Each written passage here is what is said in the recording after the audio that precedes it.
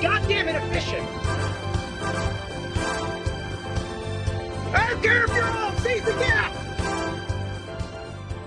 Welcome to Seize the Gap Fantasy Football. I am Jamie G, the host with the most, and I'm here with Magnum Mills for the 2024 edition of the Gappies, our annual fantasy football awards show.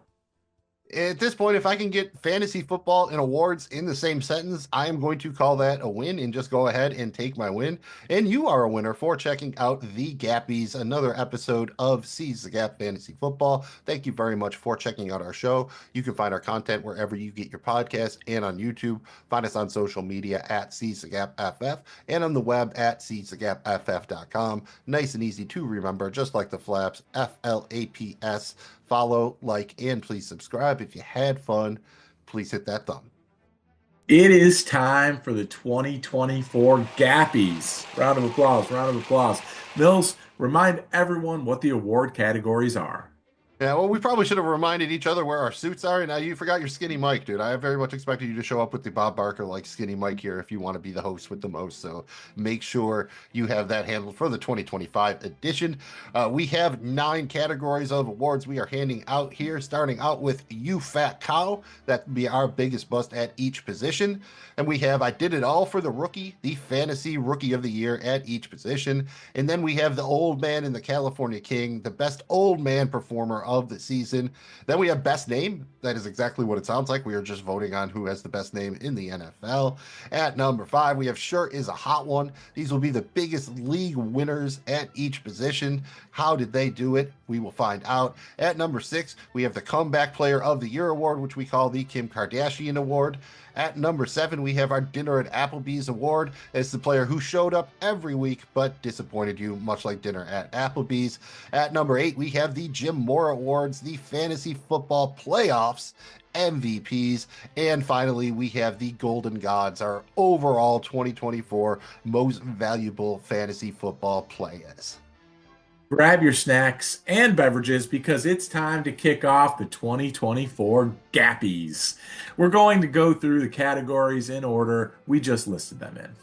Jamie G, You Fat Cow, Seize the Gap, get out of the way because it's time for You Fat Cow, the biggest underachievers at the quarterback position. The nominees were Patrick Mahomes. This was his second year in a row being nominated. CJ Stroud, Anthony Richardson, Dak Prescott, and Trevor Lawrence. It was also the second year in a row being nominated for Trevor Lawrence. Jamie G, open the envelope and tell us who the winner was. The winner was CJ Stroud. Yeah, I know. Average draft position here was QB5, and he finished QB19. Not good enough, Mills. Not good enough. We co-own a dynasty team. We thought we were set at quarterback with CJ Stroud and couldn't even use him in the fantasy football playoffs. Luckily, we got it done with or without Mason Rudolph. Thanks for Anthony Richardson bowing out late. Things happened at the quarterback position this year, but the biggest cow was CJ Stroud. At the running back position, the nominees were Christian McCaffrey, Travis Etienne, Isaiah Pacheco, Kenneth Walker III, and Zamir White. Jamie G, who is the biggest cow at running back? Not a big surprise here, I don't think, Mill, but the winner was Christian McCaffrey. Yeah, that's right. We are sorry to everyone who had the first overall draft pick in your fantasy leagues because his average draft position was RB1, and he finished way down at RB 69. Not good enough, Mills. No, the only cool thing he did was finish his RB 69, dude, so you can make the Bill and Ted joke. That's about it. And especially a pox on his house because they never warned us. He was the 101 in most drafts. There was no warning until the very, very, very end that there was even a possible issue. They gave him a contract extension during this injury before the season started. So definitely the cow there. At wide receiver, the nominees were Tyreek Hill, Marvin Harrison Jr., Deebo Samuel, Cooper Kupp, and Jalen Waddle. Jamie G, open the envelope. Well, Mills, not a huge surprise probably here either. The winner is Tyreek Hill. That's right. From getting arrested to quitting on his team, he was average draft position wide receiver 1, finished the year as wide receiver 18. Just not good enough. No, and in fact, I believe his best game of the season was his first game. He really only had 2 or 3 spike weeks in there, but you felt you had to keep starting him, and he was just a big fat cow dragging your lineup down. So that's the epitome of what we are talking about here. So congratulations, Tyreek Hill, you won something. At the tight end position, the nominees were Travis Kelce, Dalton Kincaid, Kyle Pitts. It's the second year in a row being nominated for Kyle Pitts, Jake Ferguson, and Evan Ingram. Jamie G, who won? This one pains me, my man. It pains me big, but it is what it is. The winner is Dalton Kincaid, coming into the season with sky high expectations, tons of perceived value in what was going to be. Average draft position is tight end 5. And Mills, he finished, unfortunately, as tight end 30. Just not good enough. No, it's really not, and probably finished way too close to teammate Dawson Knox for our comfort here, unless they were going to do some throwback to the old Gronk Hernandez Patriots teams that run the crazy 2 tight end stuff. That's not what we were looking for. So there you have it. Those are the fattest cows of the season: C.J. Stroud, Christian McCaffrey, Tyreek Hill, Dalton Kincaid. If you managed to win a fantasy football league after drafting all of those guys, please screenshot it. Let us know. You should win something for that, even if it is just our acknowledgement of you being awesome. Next up, we have our rookies. We have to pay respects because I did it all for the rookie. Our rookie MVPs at each position. At the quarterback position, we only had 2 nominees: Jaden Daniels, Bo Nix, Jamie G. Who are we doing it for? Who took it home? Well, I don't think this one's going to be a big surprise either. Jaden Daniels is our winner. Average draft position, quarterback 12. Finish, quarterback 5. I think Bo Nix gave him a run for his money, had a hell of a season, but the winner here was clearly Jaden Daniels.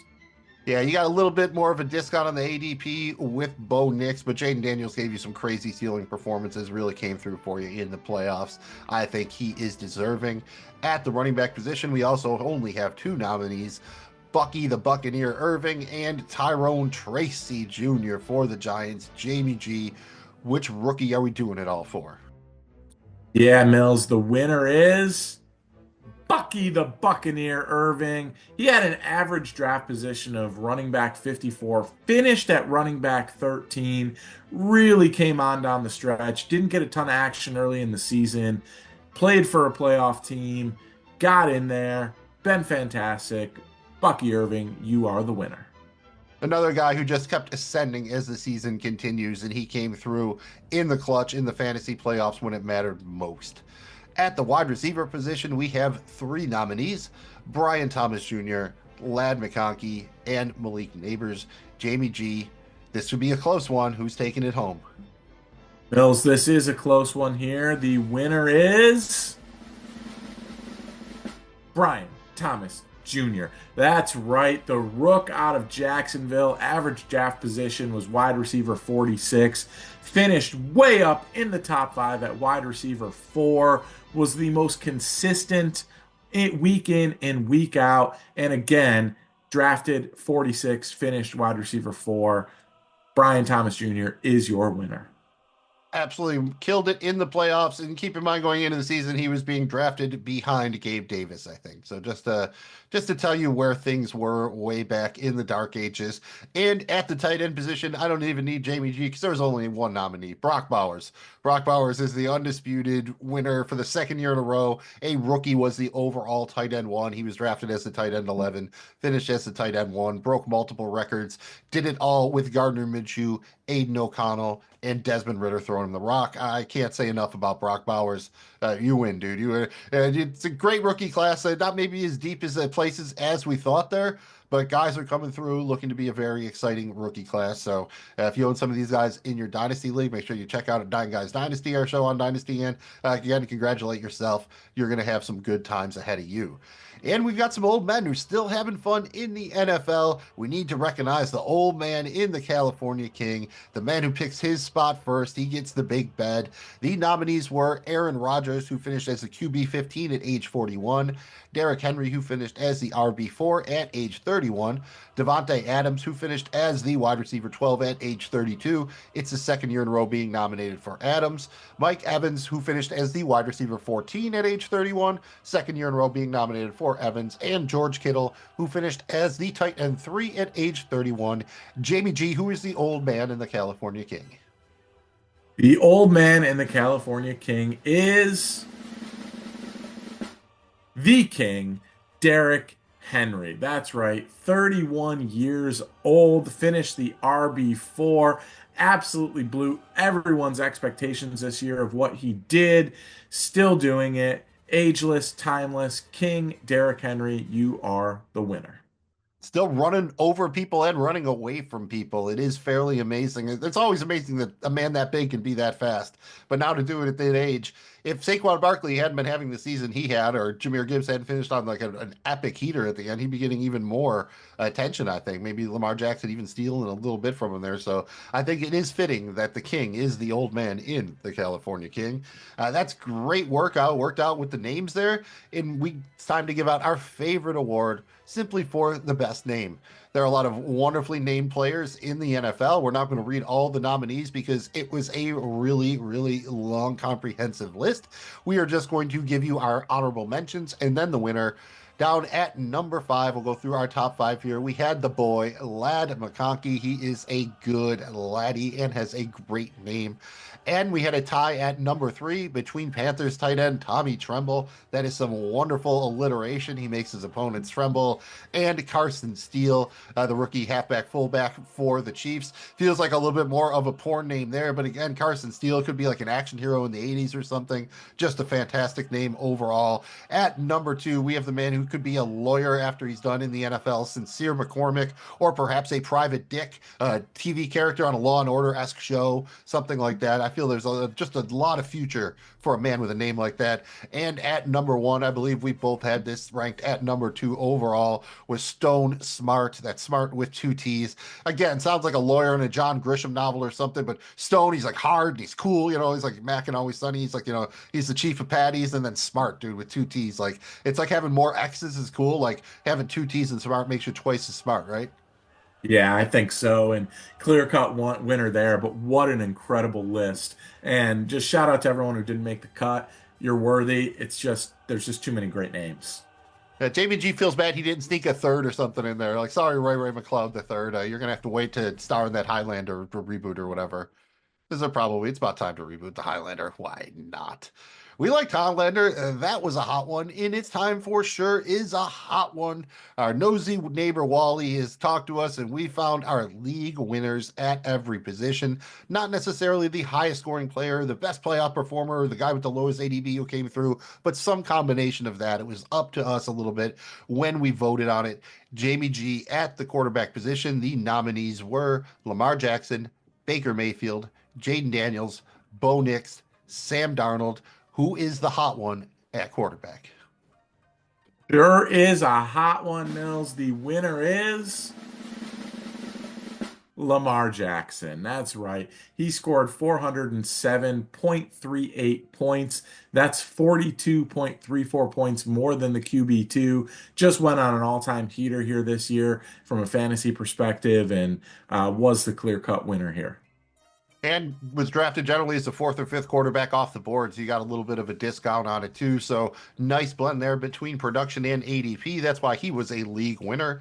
At the running back position, the nominees were Jamie G's guy, James Cook, Chase Brown, Bucky Irving, and Chuba Hubbard. Jamie G, did your guy take it home at running back? Mills, I wanted him to, and he's certainly worthy. And the winner is Bucky Irving.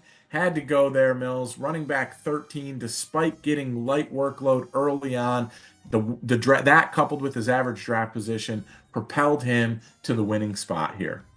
Yeah, a guy that honestly probably was picked up in the majority of season-long leagues. He was probably out there after the draft, so he was one of the waiver wire darlings this year. Most of the other nominees were drafted.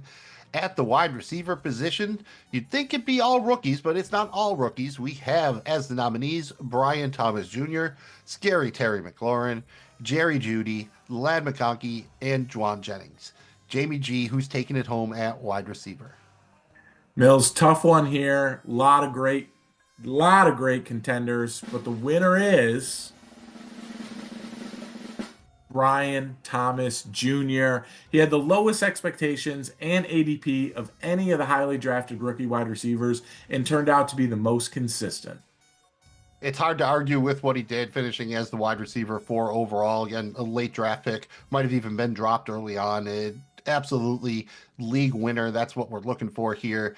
And at the tight end position, will it be the Bull? Will it not? The nominees were Brock Bowers, Jonnu Smith, and Zach Ertz. Quite an eclectic group here. Jamie G, who's taking it down? Great group here. The winner is Mr. Brock Bowers. And it's not just because it's a cool name to say. He was outstanding. Tight end 1, drafted as a tight end 11. And he was tight end 1 with the bullet Mills. And how he did it is even more impressive. Brock Bowers. Yeah, Jonnu Smith and Zach Ertz were undrafted in most leagues. Zach Ertz was a huge shocker there, but there's no denying what Brock Bowers did for you week in, week out. He was amazing, and you got him generally in the mid to late rounds of your draft. And Mills, while I can, just shout out to whoever owned the fantasy football team, Balding Brock Bowers. It was a very cool alliteration. 3 B's, and the young bull is, in fact, balding. Very cool stuff there. Is it already to the just embrace it, shave it off point? Is he to that point already? Is he? I don't know these It's people without their close. helmets I don't know on. that he's quite there, but it's close. I'm one of those people. I will not recognize football players without their helmets on. I'm just used to just seeing the face. You know what I mean? I don't really know what a dude's cut looks like. That's why I was so shocked by the Packers guys with LaFleur there. Man, he had like the sharpest shape up when I was watching that. His hair was distractingly well done. Like I couldn't even.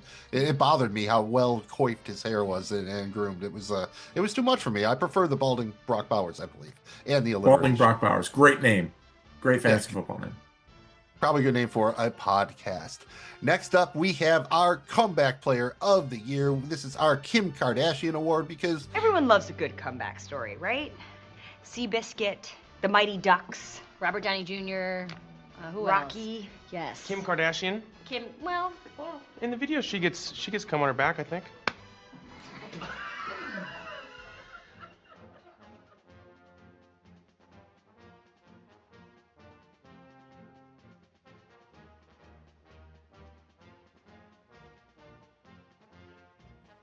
Mills, a lot of worthy contenders here, but the winner is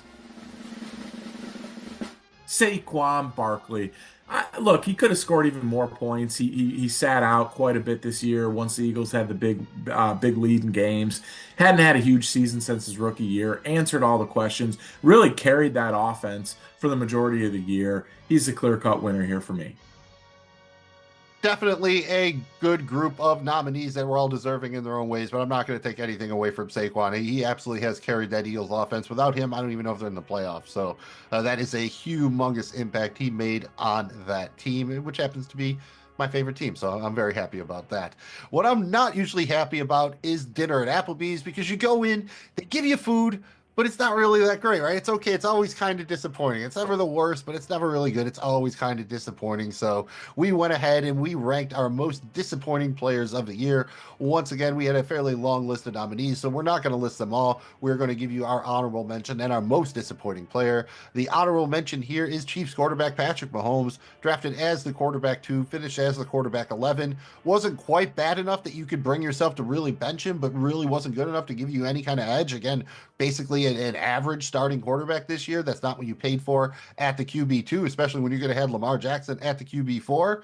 Just something to think about. But overall, the person who's going to Applebee's for dinner, the most disappointing player, is going to be Jets running back Breece Hall. A lot of people went to him early in round 1 looking for the huge breakout season, talking the double-double with Aaron Rodgers, getting 1,000 rushing, 1,000 receiving. Finished as the running back 16. Not terrible, but definitely not what you were looking for. Wildly inconsistent, had a couple of spike games, but overall, just an incredibly disappointing season. If you draft him in the first round, you still could have won your league, but it would have been in spite of Breece Hall, not because of him. Just like dinner at Applebee's. You ate, but you're still probably stopping at Wendy's to get a Frosty on the way home or something.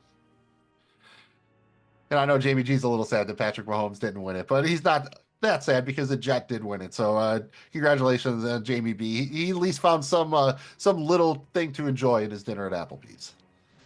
which is usually the cheap. They have a good happy hour cheap beers. That's really what you should enjoy.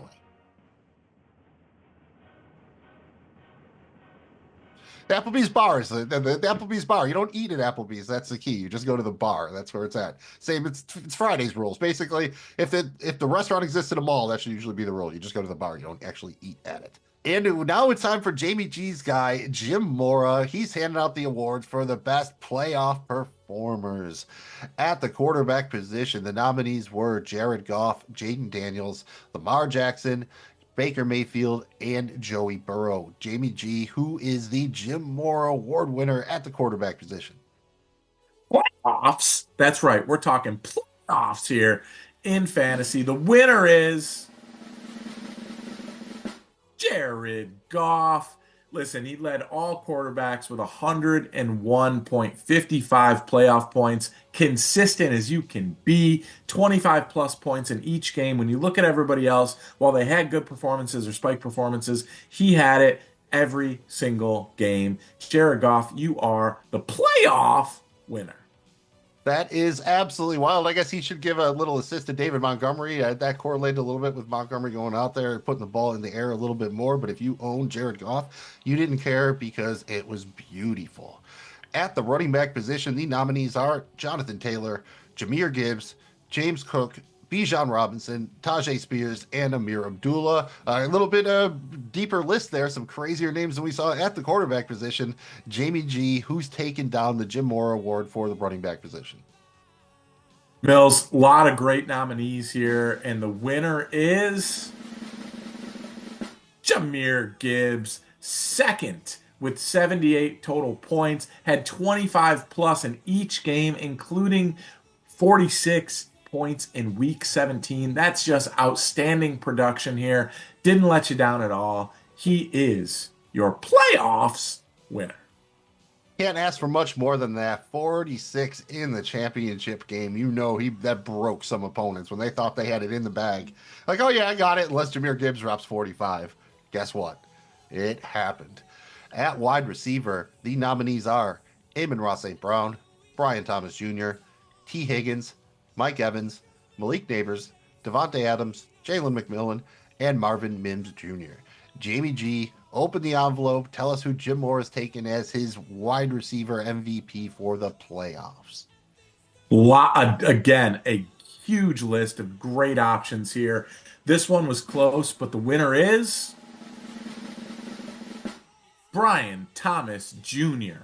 He scored between 23 and 32 points in all 3 weeks. Again, consistent production, got you there when you needed it down the stretch in the playoffs. Brian Thomas Jr., you are the playoffs winner. I cannot argue with that. Kind of just crazy that a Jaguar was doing it for you in the playoffs with McCorkle Jones at quarterback, but that was the 2024 season. And the nominees at the tight end position are Trey McBride, Sam Laporta, George Kittle, Jonnu Smith, Brock Bowers, and Chigum Kokwo. Jamie G, who's taking it down at the weirdest of positions, the tight end position?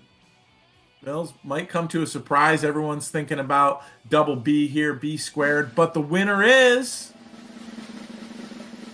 Chig Okonkwo.